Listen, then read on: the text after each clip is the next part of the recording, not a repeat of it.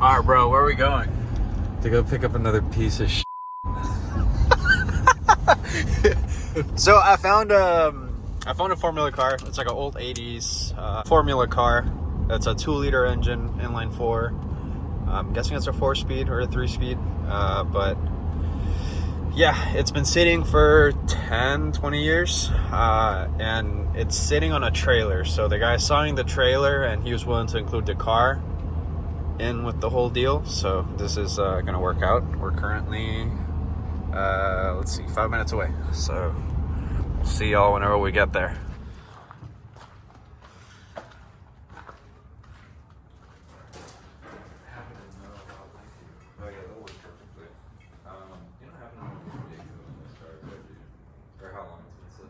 How long has it been sitting? Do you know? I don't know the date. It's been several years. The tires definitely look, they've been sitting here for a while. You see the tires? The tires look pretty. Yeah, they look.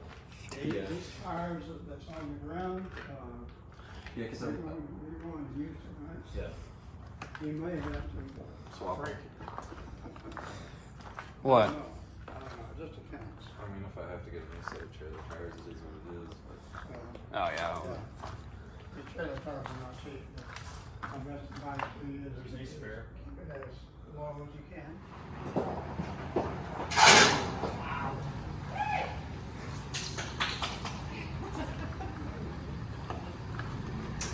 That was the labor of love right there. A little bit. Could have been on it, it would have been it. I think so. So this is gonna be the first wash in 10 years probably.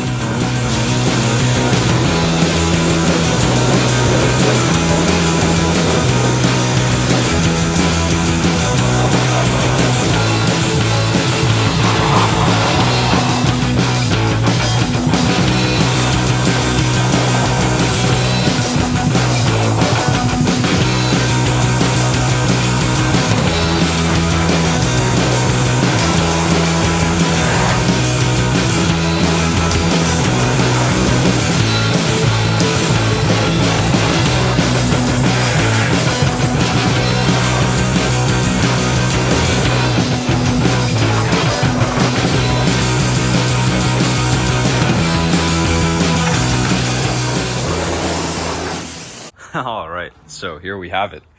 This is the deimen 83 or RC 83. So this was a Formula car back in like 80s. They used to race these in Canada. So the gentleman I bought it from went out to Chicago with a buddy. They both got matching cars, and then they got them back here to down south. So these cars are very, very rare in the States. There's a couple other classes, but the F2000s are a little bit harder to come by.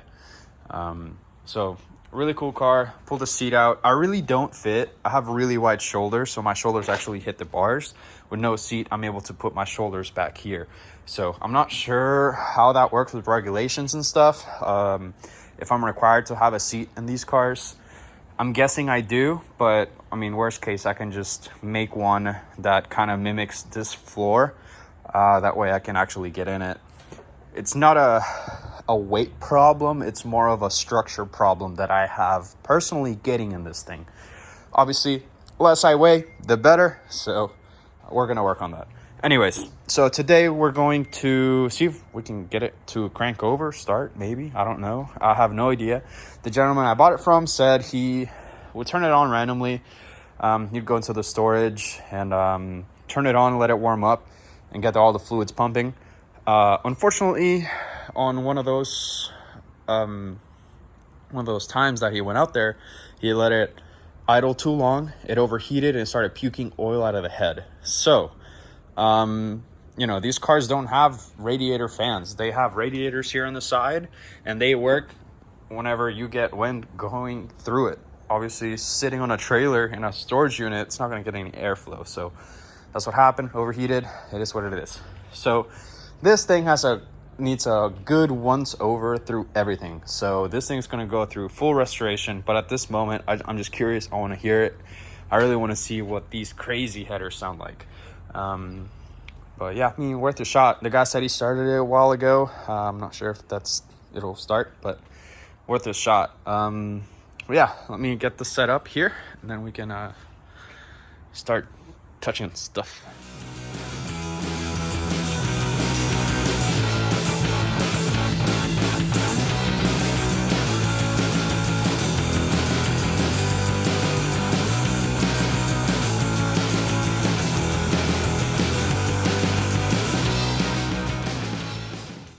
All right, so I got it to power on. As you can see, the red light is on over there on the cluster. Okay, it's spinning over, but it's spinning really slowly. Obviously, this thing's been sitting for ages, so what we're gonna do is throw some gas in there, get the cylinder walls a little bit lubed up, turn it over, see if it loosens up a little bit. This thing has a hydraulic pump, so it's a dry sump. This is the oil pan or the oil accumulator, and then it goes into the pump on this side. Is it on this side? No, it's on that side. So it goes under into the fuel pump, and then it pressurizes the engine. Yeah, okay, let me go find fuel.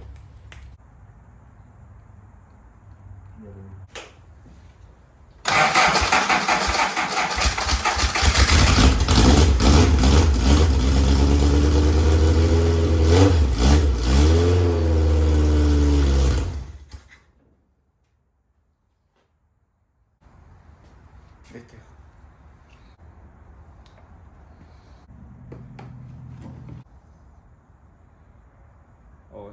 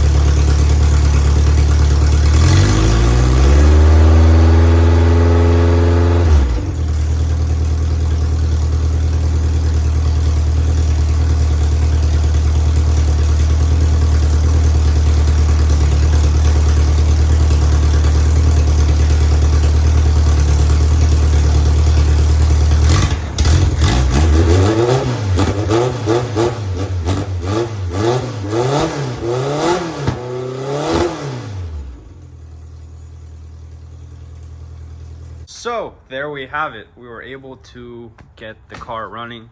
Thankfully, my dad was able to help with the points, since that is something I am not very familiar with.